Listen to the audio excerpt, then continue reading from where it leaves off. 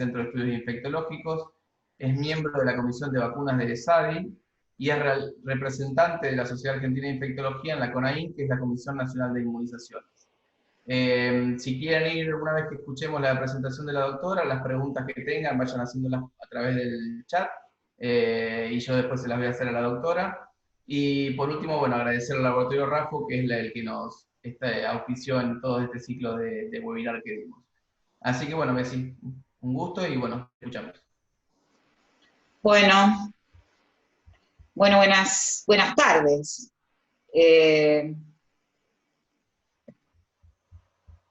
Vamos a hablar un poquito de vacunas en desarrollo contra el COVID. Les agradezco, Ale, gracias por la invitación y a ustedes por esa presencia virtual.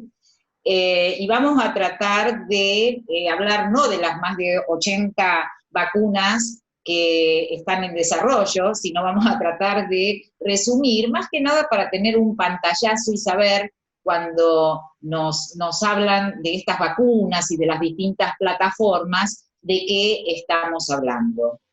Así que, bueno, ustedes saben, que mejor que yo, obviamente, que el agente etiológico del COVID-19 es el virus SARS-CoV-2, que es un coronavirus, que es un beta coronavirus. Ustedes saben que los coronavirus tienen subespecies, alfa, beta, gamma y delta, y el alfa y el beta son los que afectan a los mamíferos.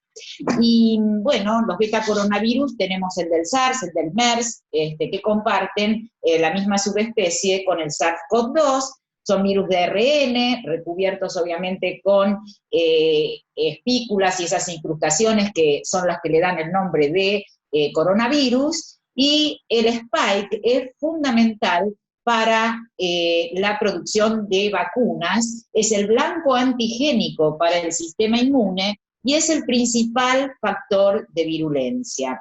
Allí debajo del virus ustedes ven la espícula, el genoma de la espícula, y tiene un área, una porción que es la S1, que recuerden esto, porque muchas de las vacunas también se testean los anticuerpos contra esta S1, que es una porción, un área de dominio del receptor, que es la que permite la unión al receptor, y otra que es la S2, que se fusiona para el ingreso a la célula. Nada más para recordar esto y para tener en cuenta cuando hablemos de anticuerpos contra la región del receptor, son contra los S1. Y si hablamos contra fusión, es contra la S2. La transmisión es interhumana, nosotros concretamente sabemos que es a través de las gotitas de flu. Las superficies contaminadas también, aunque hay diversas versiones y controversias en cuanto a esto, lo mismo que acorde a la vía de transmisión fecal-oral y la transmisión aérea. Con una tasa de contagio, que es el RO, que es entre 2 y 2.5. Esta es la media. Esta tasa de transmisibilidad, yo creo que eso ustedes también lo saben, va a variar y varió en los distintos países. Y eso depende también de las cuarentenas que hayan hecho los países, de ese aislamiento o distanciamiento social. Ce RO se va modificando. Por ejemplo, en España fue de 5, nosotros la media es entre 2 y 2.5, igual que algunos países del Asia. El periodo de incubación medio, ustedes saben que es de 5 a 7 días, máximo 14, pero el 95% de los que van a hacer síntomas los hacen dentro de los 10 días. Dicho esto, creo que ustedes tuvieron una charla acerca de inmunidad, ¿no, Alejandro? No me está escuchando. En la primera charla, Bessie, tuvimos la parte de inmunidad. Bueno, yo no soy inmunóloga, soy infectóloga, así que vamos a tratar de resumirlo, pero es importante que recordemos que este es el coronavirus, estas son las espículas, viaja por la vía aérea, entonces al llegar a las células respiratorias de la vía respiratoria, lo que hace es esa zona S1, que es la cabecita de la espícula, se une al receptor AC2, convertidor de angiotensina 2, y luego sí, esa porción de S2 lo que hace es permitir la fusión con la membrana, de la membrana viral con la membrana de la célula, en ese endosoma, entonces, y debido a esa fusión, luego lo que se hace es esa nucleocápside que se libera al citoplasma, luego se produce la transcripción, traslación y obviamente después el ensamble para formar una partícula viral que va a ser expulsada de la célula y presentada a la célula presentadora de antígeno, que la capta, y parte de esa estructura, que son los péptidos virales, son los que entonces, unidos a las células T helper, los estimulan, y a su vez las helpers lo que hacen es inducir la actividad de las B cells o de las células T citotóxicas. Entonces se produce la respuesta inmunológica con anticuerpos coronavirus neutralizantes y o bien la destrucción celular a través de la citotoxicidad. Entonces, ¿qué sabemos de la inmunidad? Sabemos que el SARS y el MERS inducen intensa respuesta de anticuerpos neutralizantes protectores. Sabemos que existe evidencia de inmunización pasiva con la utilización de plasma, ustedes lo han comprobado.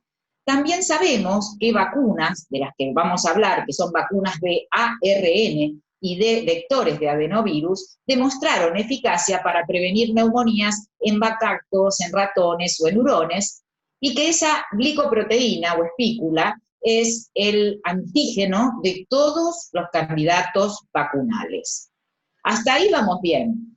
Pero, ¿por qué los niños desarrollan una enfermedad leve comparado a los adultos? No sabemos. El otro día Fernando Pollack, viste, tiene su teoría, nos decía de que él cree que es receptores inmaduros que tienen los niños que hacen que no tengan tanta respuesta inmunológica, y no sabemos tampoco cuál es el correlato de protección, con lo cual también eso dificulta saber si vamos a estar protegidos o no, y tenemos que muchas veces, a pesar del nivel de anticuerpos, esperar esos estudios de eficacia de estas vacunas.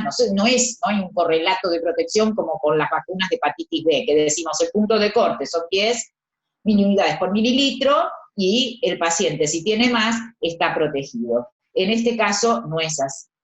Lo otro es que la vacuna puede desarrollar una respuesta inmune exacerbada en el pulmón, así como lo hace la enfermedad, en donde el componente inflamatorio parece ser el responsable y no el infeccioso.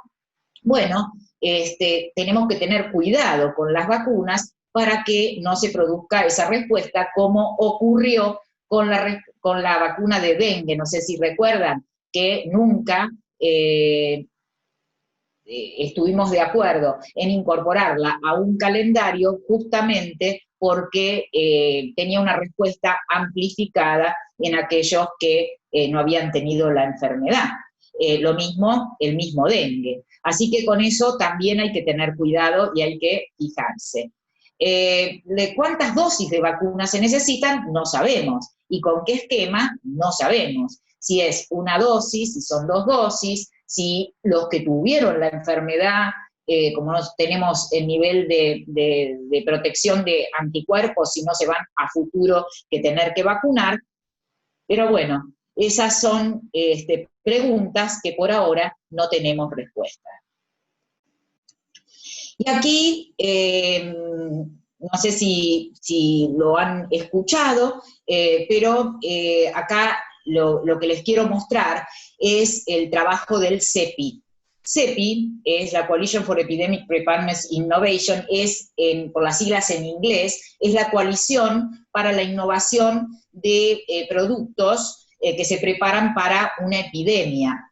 Este CEPI, ustedes saben que comenzó a trabajar en el 2017 y es una coalición público-privada en donde el cofundador fue Bill Gates y Melinda Gates y otras empresas, incluso hay laboratorios que colaboran con el CEPI, y esos recursos son utilizados para desarrollar rápidamente ya sea tratamientos innovadores o vacunas o plataformas de vacunas y acelerar los tiempos en medio de la pandemia. Y ellos lo que uno dice, bueno, ¿cómo seleccionan dónde tienen que actuar? Bueno, lo que utilizan y se basan es en los anteproyectos que tienen prioritarios la Organización Mundial de la Salud, y entonces se desarrollan los distintos proyectos. Así pasó con el ébola, cuando hubo el brote en el Congo. Entonces, ¿qué propuso el CEPI en cuanto a vacunas? Bueno, recuerden de que cuando uno desarrolla una vacuna, y lo van a ver a nivel del esquema, en la parte superior, tarda muchos años en desarrollar esa vacuna. Necesita los estudios en animales, necesita luego pasar a la fase clínica, 1, 2 y 3. La primera fase es el tratamiento que se hace en humanos, en poquitos, hasta 100 personas, en los cuales se estudia fundamentalmente la seguridad de la vacuna y también la inmunogenicidad. Ya en la fase 2 se hace también la inmunidad, se eligen cuáles son las dosis adecuadas, también se hace el estudio de seguridad, para pasar luego a la fase 3, ya con la dosis adecuada, y son estudios de eficacia clínica que enrolan a muchísima gente, 30.000, más de 1.000 seguro. Y después se licencia la vacuna, con lo cual, y después se manufactura a grandes escalas, con lo cual esto tarda aproximadamente 10 años. Entonces, el CEPI lo que propuso, es que lo ven en la parte inferior, era tener ya los estudios preclínicos o plataformas conservadas o de base, como para iniciar los estudios rápidamente. Y eso es lo que ocurrió con el segundo brote que hubo de ébola en el Congo, que se pudo aplicar una vacuna. Y entonces, fíjense que sería poco ético, dice el CEPI, que en medio de una pandemia tardemos 10 años, obviamente, en desarrollar una vacuna. Entonces, teniendo estas plataformas, uno puede unir las distintas fases. Por eso uno habla siempre de fase 1-2 o de fase 2-3. Es decir, unieron las fases clínicas, por supuesto que las primeras son de seguridad y de elección de dosis, y las segundas son de seguridad y de eficacia. Y en el mientras tanto, que se están desarrollando estas fases en el estudio clínico, bueno, se comienzan a hacer los procesos de validación para su comercialización, y también, como ya ustedes estarán enterados, porque vieron que en los noticieros se enteran antes que por ahí en el clinical trial, con la vacuna, por ejemplo, de Oxford, se están manufacturando a gran escala, como para tener la lista cuando finalicen esos estudios de eficacia. Bueno, entonces ahí tenemos las vacunas contra COVID-19, hay múltiples plataformas, las de virus inactivados y atenuados, la que es a través de vectores virales, las de ácidos nucleicos, las basadas en proteínas. Entonces, estas son las que van a estimular a las células presentadoras de antígeno, y se va a producir esa respuesta inmunológica. Y recuerden que es la espiga en su totalidad o en parte la que estimula a nuestro sistema inmunológico en el caso de las vacunas. Y aquí tenemos los candidatos vacunales, dicho de otra forma. Fíjense, tenemos las plataformas vacunales clásicas y la de ácidos nucleicos. Las clásicas, ¿por qué? porque estas vacunas, estas plataformas, han sido utilizadas para otras enfermedades y probadas en humanos. La de vectores virales, las de subunidades recombinantes, la de virus vivos atenuados. Las recombinantes, los ejemplos son la vacuna de hepatitis B y de HPV. La de virus inactivados, por ejemplo, la hepatitis A. Entonces, de estos, nosotros, esas plataformas clásicas, nosotros estamos habituados. Y después están las novedosas, que son a partir de los ácidos nucleicos. Y ahí son las plataformas de ADN y las plataformas de ARN mensajero. Después, que no vamos a hablar tampoco, están las terapéuticas, que son los anticuerpos monoclonales o ayudantes que pueden ser utilizados en los tratamientos. Entonces vamos a ver los candidatos vacunales, las plataformas clásicas. Y fíjense que hay algunas que están avanzadas, por lo que les decía anteriormente, son plataformas que a lo mejor quedaron de la época del SARS y del MERS, por ejemplo, en algunos casos, y esos estudios habían llegado incluso a la fase 1 o 2, y entonces se utilizaron como una plataforma inicial, y es por eso que muchas de ellas están más adelantadas que otras, porque previamente se tuvo una experiencia y se guardó esa plataforma. Y de estas, de las virales, tenemos la del vector viral no replicativo de adenovirus, es decir, es un adenovirus inactivado, y allí casi todas utilizan el antígeno chino, CanSino, ya sea en el desarrollo que hacen los chinos con la vacuna, o la de la Universidad de Oxford, que son las que están más adelantadas y cuáles son las que vamos a ver. Después están las de subunidades o recombinantes, todavía están en una fase 1-2, que utilizan un pedacito de esa espícula, de esas proteínas, codifican un solo pedacito, y algunas, llevan adyuvante, otras no llevan adyuvante. Y después tenemos la de virus inactivados con formaldehído, que esa también está, la de Sinovac, que también China está bastante adelantada, y la de virus vivos atenuados, que todavía viene muy atrás. ¿Está claro hasta ahí? Entonces, la vacuna de vector viral, ¿qué es una vacuna de vectores? Yo lo que hago es, en este caso, la espícula, una porción larga de la espícula, lo que hago es clonarla en una región del genoma del adenovirus tipo 5, que es el adenovirus humano. Entonces, el vector lo que hace es transportar esa información de la espícula, la transporta. Y ese adenovirus, que como ustedes saben, causa infección respiratoria, el tipo 5 en humanos, lo que hace es seguir el mismo caminito que haría el COV en el aparato respiratorio, y entonces está transportando y codificando esa porción larga de la espícula para estimular al sistema inmunológico y desarrollar los anticuerpos.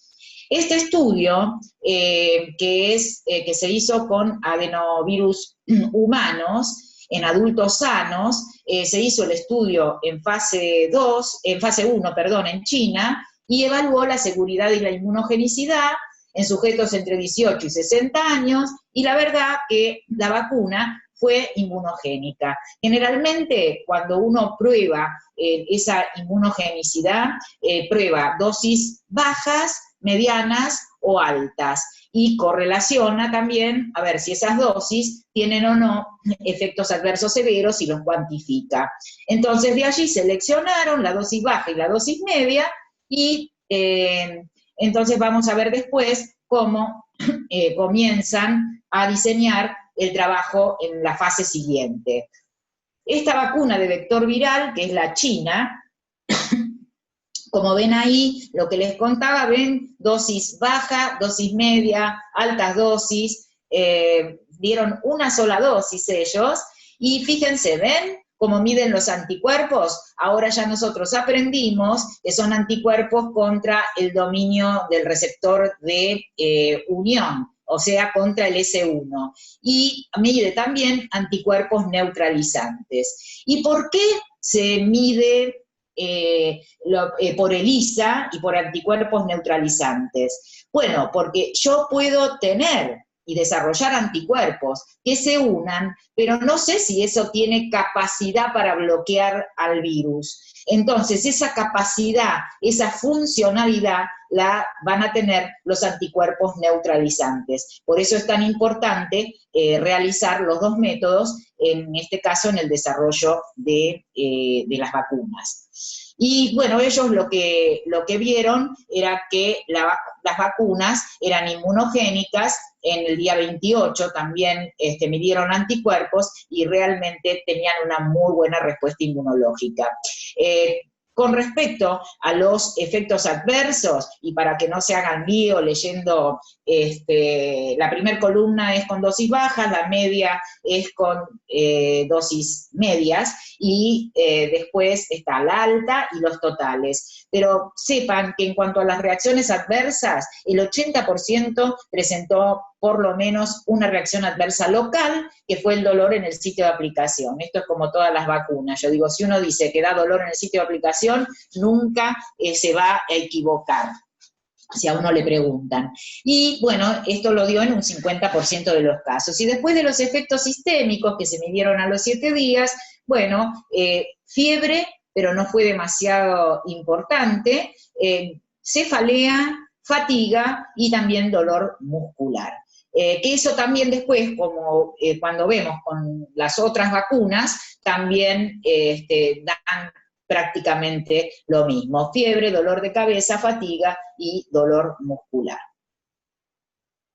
Entonces eso es lo que permitió que se diseñe ya este estudio de fase 2, ¿se acuerdan que les dije que en fase 2 son más cantidad de sujetos, mayores de 18 años, y ya entonces dividieron y utilizaron la dosis baja, o van a utilizar porque todavía no ha comenzado, no sé si esta semana comenzó, la semana pasada no, en el estudio de dosis baja versus placebo y 250, que es la dosis media.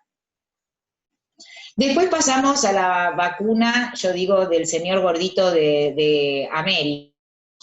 Informa generalmente de la vacuna de Oxford. Esta vacuna también está hecha con adenovirus, pero es un adenovirus que, a diferencia del otro, es de chimpancé, ¿no? Entonces, lo que dice Oxford es que a lo mejor si uno la hace o la desarrolla con adenovirus humano, a lo mejor puede bloquear la respuesta inmunológica, porque nosotros hemos tenido ya contacto con el adenovirus humano y no con el del chimpancé. Pero esas son teorías. La realidad es que es una vacuna que es exactamente, tiene la misma plataforma, lo único que se diferencia es con la del chimpancé, y fíjense, esta fase, que es fase 1 y 2, evalúa la seguridad, la inmunogenicidad, y también en varios sujetos de 18 a 55 años, ellos aplicaron 1 o 2 dosis, y el placebo o el control en realidad es la vacuna cuadrivalente contra meningococo. También entonces iniciaron el estudio y ya tienen también los resultados, nada más que no los dicen, y en parte de la fase 2, 2-3 ya va por la mitad, ya reclutaron esos 10.560 adultos y niños en el Reino Unido, en donde evaluaron la respuesta inmunológica en distintos grupos etarios, entre 56 y 69, que antes no lo habían evaluado, en mayores de 70 años, y entre los 5 y 12 años, con una fase 3 de eficacia en mayores de 18 años. Recuerden que los adultos van a recibir 1 o 2 dosis de vacuna, también el grupo control es la vacuna cuadrivalente contra el meningo, y esa fase 3 de eficacia pura también hay 2.000 que se están reclutando en Brasil. Y el tiempo estimado de obtención de los resultados va a ser entre 2 y 6 meses. O sea que esta vacuna y la anterior, nada más que todavía no inició la fase 2-3, son las que están más adelantadas. Bueno, también en Oxford, para los que hacen HIV, no se olvidaron de los pacientes HIV positivos, y fíjense que hay un estudio de la misma vacuna que se está realizando en Sudáfrica, y son adultos HIV positivos o negativos entre 18 a 65 años, son 2.000 participantes y se inició en junio. Con respecto a la vacuna inactivada, la más adelantada es la de la Sinovac. Es un estudio en fase 1 o 2, chino, randomizado, a doble ciego, controlado con placebo, y también evalúa la seguridad e inmunogenicidad de la vacuna en adultos entre 18 y 59 años. Y bueno, y tiene un diseño que es en fase 1, que son 100 pacientes, y rápidamente la fase 2, con 644, divididos en 6 grupos. Este estudio de la vacuna inactivada también se está, bueno, este es el estudio de China, a doble ciego y controlado, también que se está haciendo paralelamente en adultos mayores de 60 años. Es el mismo estudio, nada más que en uno las poblaciones son hasta 59 años y en este hasta 60 años, y empezó un poquito más tarde. Generalmente en los estudios de vacunas se hace en población sana hasta los 50, 55 años, y en la misma fase lo que se está haciendo, no solamente con estas vacunas y con la otra, se va incorporando dentro del mismo estudio después, eso está permitido, no estaría permitido con un esquema convencional de vacunas, pero con este esquema del CEPI se van incorporando nuevos grupos a medida que se van obteniendo los resultados. Está programada la fase 3 con Brasil también. Ustedes saben que siempre se utilizan los centros de vacunación en lugares donde haya actividad de COVID. Por eso Brasil fue elegido por varios laboratorios. Bueno, el Instituto Butantan de Brasil es el que va a hacer el estudio en fase 3, con esa cantidad, 8.800 participantes mayores de 18 años, y van a aplicar 2 dosis separadas por 14 días, y se va a realizar en el personal de la salud.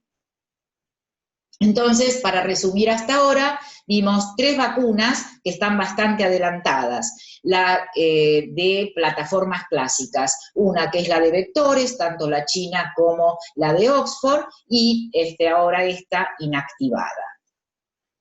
Después están las vacunas de subunidades, solamente para mencionarlas, recuerden que ya les dije de que es una proteína que forma parte de la espícula, que se recombina, y que puede o no asociarse a adyuvantes. Ustedes saben que el adyuvante lo que hace es modificar la respuesta inmunológica y no solamente necesitar menos antígeno para una respuesta mayor. Entonces se utilizan distintos adyuvantes de acuerdo al virus que esté en juego. Y hay otra con adyuvantes, como ven ahí, que es el instituto, bueno, es la de Clover, que los colaboradores son en Australia, y que utiliza un adyuvante que es el ASO3. En esta también está metido el laboratorio GSK. El ASO3 es un adyuvante que tenía GSK en una de las vacunas de influenza. Bueno, y entonces llegamos a las plataformas novedosas, a las vacunas de ARN mensajero y de ADN. Entonces, en este esquema, este gráfico, es bastante simple para los que no entendemos mucho de biología molecular. Fíjense que acá están las vacunas de ADN y acá las de ARN. ¿Qué se hace? Tanto el plásmido de ADN para el ingreso a las células como el ARN necesitan un transportador, que son los lípidos. En este caso, son nanopartículas lipídicas que van a ingresar a la célula. ¿Qué pasa con las vacunas de plataforma de ADN? Que lo que hacen es pasar por el núcleo, por el genoma celular, obligatoriamente para ser transcriptos, y luego sí, el ARN mensajero, llevar esa información al retículo endoplásmico y desarrollar luego el antígeno vacunal, que es la espícula. En cambio, las vacunas de ARN lo que van a hacer es saltear este núcleo, porque ya está el mensajero, y directamente entonces ingresan al retículo endoplásmico y ya pasa la información, no son incluidas, no ingresan al núcleo y se presentan como antígeno los componentes de la espícula. Entonces, ambas exponen el antígeno codificado por los ribosomas en la superficie celular, pero la diferencia es que unas pasan por el núcleo y otras no. No vamos a hablar tanto de las vacunas de ADN, no están tan adelantadas. Si bien son novedosas, las plataformas de ADN fueron utilizadas en veterinaria, así que algo de experiencia hay. Y las plataformas de ARN mensajero son las dos vacunas que están más adelantadas, que una es la del NIH en Estados Unidos y de Moderna. Es exacto que vimos que ya un preestudio apareció publicado el 14 de julio, hace 2 días, en el New England, y la vacuna de Biotech, que es la que Fernando Pollack va a estudiar en fase 3, que es la de Pfizer, en la Argentina. Entonces, ¿qué ventajas tienen estas vacunas de ARN mensajero? Que las vacunas de ARN mensajero actúan transportando la información que codifica una secuencia genética antigénica específica, que además no están incluidas, dijimos, en el genoma celular, no ingresan al núcleo, entonces vas a tener una baja probabilidad de mutaciones. Que los ribosomas de la célula producen el antígeno, lo exponen a la superficie, inducen la respuesta inmunológica, y que la producción de estas vacunas es muy rápida y de relativo bajo costo. Son seguras, no tienen estructuras infecciosas, y ya estas vacunas se han utilizado para el cáncer y para enfermedades alérgicas. Estas plataformas, ¿no? Ahora bien, entonces, bueno, esta vacuna, que es la de Moderna, bueno, se hizo un estudio en fase 1 que era abierto y se evaluó, fue un estudio de seguridad y de inmunogenicidad. Son 2 dosis, y lo que están viendo es, bueno, 0 y 28. En este estudio lo que se hace es una fase 1, pero se utilizan también poblaciones entre 18 y 55 años, pero se utilizan diferentes dosis. ¿Ves? Siempre lo mismo, baja, media o alta, y se aplican intramuscular al día 0 y al día 28. También se está llevando a cabo este estudio, formando parte de esa fase 2, ven, como les dije antes, se incorporaron 600 participantes más al estudio previo y ya han agregado entonces 300, de los cuales hay población entre 18 y 55 y 300 mayores de 55. Y acá ya han elegido una dosis de vuelta entre baja y media, 50 microgramos, y 100 microgramos, la mediana, y no la alta. Y esa fase 3 está planeada para iniciarse ahora. Bueno, esto no es para que ustedes intenten leer, sino es que para tener una idea de este trabajo, de esta fase 1, que fue publicado hace 2 días. Fíjense cómo se van midiendo los efectos adversos, cómo son estas, la primera dosis 25 microgramos, la otra la media de 100 y la otra de 250, y cómo los efectos, bueno, son o moderados, lo gris, luego lo azul leve, lo gris, lo moderado, lo azul, y lo severo, lo amarillo. Entonces, más o menos los efectos adversos son los que les dije para las otras vacunas.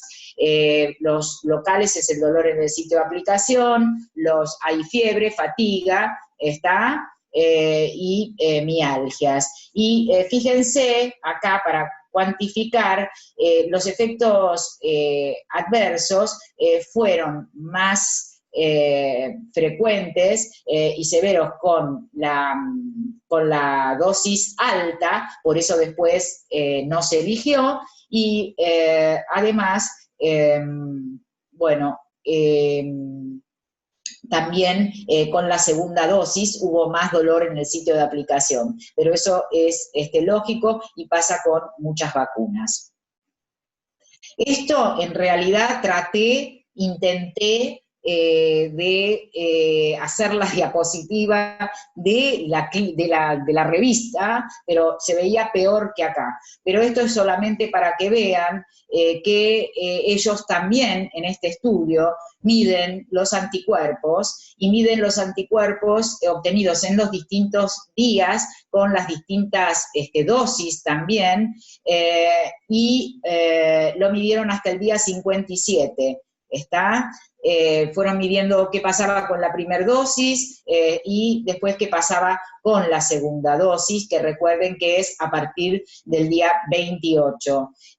Y midieron, esto para que vean, ¿ven? Los anticuerpos anti-S2, porque esta utiliza la estructura de la S2 fundamentalmente, y también midieron el dominio de el receptor, porque utilizaron la partícula fundamentalmente de DS2, pero también en esa unión que está clivada S1 y S2. Con lo cual midieron esto, pero también midieron por dos métodos diferentes, que acá no está, anticuerpos neutralizantes, pero después de la segunda dosis. Y también compararon los anticuerpos, tanto los neutralizantes como los de ELISA, con el suero de los convalecientes, y vieron que la respuesta realmente era significativamente mayor. Entonces, generó protección completa para neumonía en el modelo de ratón, por eso la de Moderna está más avanzada que otras. Luego de 2 dosis, todos los participantes con niveles de anticuerpos similares o mayores, de los que se documentan en sujetos convalecientes, como dijimos. La vacuna fue segura y bien tolerada, y la dosis final para la fase 3 se conoce ahora en este mes, porque esa fase 3 se está por iniciar. Y luego está el estudio de la vacuna que Fernando Pollack va a ser el investigador principal en la Argentina, con 7.600 participantes, está llevado a cabo por el laboratorio Pfizer y BioNTech, y también tiene la misma plataforma. Ya hay estudios de inmunogenicidad hechos previamente, y se conocen que es inmunogénica. Por eso se puede pasar a estas fases, y a la fase 3, que se va a estudiar en la Argentina, como también en Alemania y Estados Unidos. Entonces, como conclusión, la espiga del virus es la proteína antigénica incluida en todas las vacunas. Hay 2 líneas de investigación de vacunas para la prevención del COVID, las plataformas novedosas y las plataformas clásicas. Los estudios activos de fase 1-2, fase 2-3, fueron iniciados en China, Estados Unidos, el Reino Unido, Alemania y Australia, y son de vacunas inactivadas, también de ADN, pero no están tan avanzadas, de ARN mensajero y vectores virales, y han demostrado un buen perfil de seguridad e inmunogenicidad. Brasil y Argentina han sido seleccionados para estudios de fase 3, y Argentina ha sido propuesta, se ve que no estaba muy bien ya, la Argentina ha sido propuesta como candidata para el estudio Solidaridad. Ustedes vieron que hay un estudio de solidaridad para el tratamiento. Bueno, pues hay un WHO Solidarity Vaccine Trial protocolo, en el cual va a ser para los medios públicos y también para el que quiera postularse a nivel privado. Por supuesto que el estudio Solidaridad está comandado por el gobierno, que hace las negociaciones con OMS, pero también uno se propone, así que probablemente 4 vacunas. El estudio Solidaridad consiste en que cuando ya están los estudios de eficacia de las vacunas, que probablemente sean 4, vamos a tener la posibilidad de intervenir en el estudio head to head de las vacunas con las distintas vacunas. Así que también es una posibilidad importante para nuestro país. Bueno, recuerden que gracias a las vacunas pudimos controlar en 1871 la fiebre amarilla, que pudimos controlar el brote de polio en 1955 y 57, y recién le comentaba a Alejandro que hasta que apareció la vacuna, yo nací en el 56, mi mamá me dijo que estuve 3 meses en cuarentena, así que nací con la cuarentena, por eso debe ser que me la banco tanto, pero gracias a después las vacunas, hoy también estamos en plan de erradicación de la polio, así que muchas gracias y les agradezco a ustedes, a Alejandro y a mis compañeros de la Comisión de Vacunas, porque compartimos siempre la información para poder hacer las presentaciones, así que muchísimas gracias a todos. Bueno, muchísimas gracias, Eve, por la presentación, la verdad que muy clara con todos los tipos de vacunas que tenemos disponibles, que se están probando en este momento hoy. Si tienen alguna pregunta a la audiencia, le pido que me la hagan por el chat, y preguntarte más que nada, a ver si vos, o sea, viste que habías hablado de que había algún tipo de vacuna que producía una respuesta exacerbada, inmunogénica, inmune, y de qué tipo de vacunas fueron esas que lo produjeron. A ver,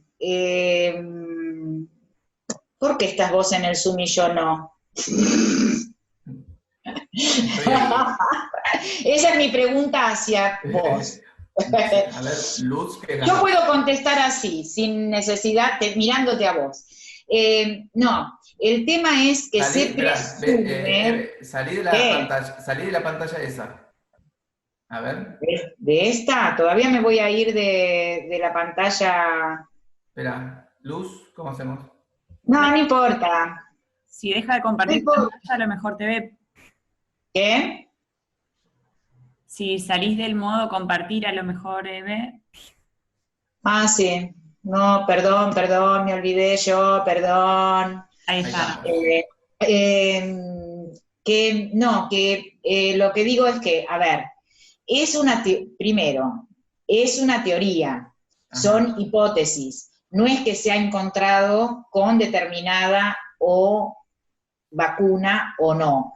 Está la hipótesis porque la respuesta inflamatoria que produce en el pulmón el SARS-CoV-2 sería una respuesta T2 que también la hace el dengue, y ya tuvimos la experiencia con el dengue. Entonces muchos dicen que las vacunas, sobre todo las inactivadas, pero no las inactivadas esta que se está estudiando, sino la que utiliza un virus entero y no una subunidad inactivada, podría ser más reactogénica que las otras. Y que es una lucha que todavía no sabemos si se están peleando los que usan las subunidades de los que usan la espícula entera. Pero no hay nada en concreto, y tampoco los que estudiaron los efectos adversos, que uno revisa, no encuentra ese efecto adverso descrito. ¿Está bien? Parece bien. Bueno, el doctor de Tarso te pregunta, Eve, si en cuanto a la duración del nivel de anticuerpos, si hay algún estudio que se observó que declinen, o el tiempo de seguimiento, pregunta si es muy breve todavía como para saberlo. Eso es como con la enfermedad, que el tiempo es el tiempo, son esos 57 días y ahora un poco más, que los anticuerpos persisten en la de Moderna, ¿está bien? Desde que iniciaron el estudio, pero todavía no podemos saber. De todas maneras, estos estudios, cuando uno los lee, no solamente miden anticuerpos, sino también la inmunidad celular, ¿está bien? Entonces, se mide la respuesta celular y tienen una buena respuesta celular.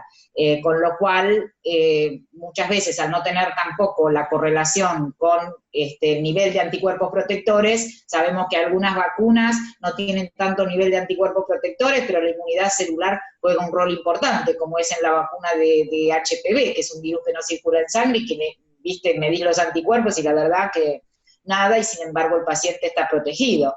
Así que la tranquilidad es que estimula la inmunidad celular y que eso se está estudiando en cada una de las vacunas, además de los anticuerpos, pero todavía obviamente que no se sabe. Ok. Bueno, gracias. Sí, bueno, por ahora habrá que esperar a ver todos estos estudios que están en marcha, tanto lo de la vacuna de Oxford, que dijiste que a 2 o 6 meses más que nada, como para tener algún tipo de resultado, o las otras que son dependientes del ARN, que como explicaste vos de la de Moderna o la de Pfizer. Nosotros calculamos que en diciembre estaremos iniciando el estudio Solidaridad.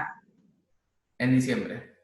El estudio Solidaridad, sí, probablemente en diciembre, noviembre, diciembre, si se adelanta mejor, pero para no causar falsas expectativas. Y obviamente que ya la OPS nos ha dado las pautas a los países de Latinoamérica para cómo incorporar la vacuna del COVID al calendario, así que, como te comentaba, Ale, probablemente sea el personal de la salud, los mayores de 60 años, y vengan las personas después con comorbilidades, las que recibirán las primeras dosis de vacuna de la Argentina.